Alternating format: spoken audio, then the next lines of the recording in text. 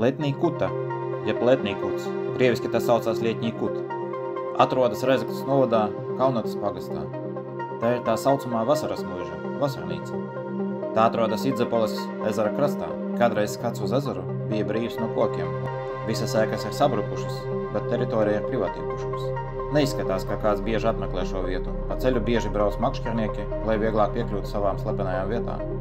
Padomju laikos, 63. gadā, šeit parādījās miltu malšanas dzirnavas. Netālu bija izveidota arī liela kolhoza govju klēts un skapbarības celtnes, kas viss gājis zudumā.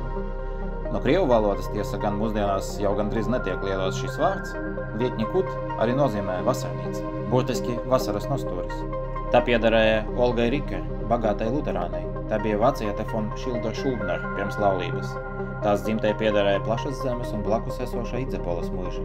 Viņa apprecējās ar visā Krievijā ļoti slavenu izdevniecības īpašnieku Karlu Rikeru, arī vācieti. Tiesa gan, viņš nomira 1895. gadā, spriežot pēc kartēm, vēl pirms muiža tika būvēta, bet netālu atrodas viņa kapa piemineklis.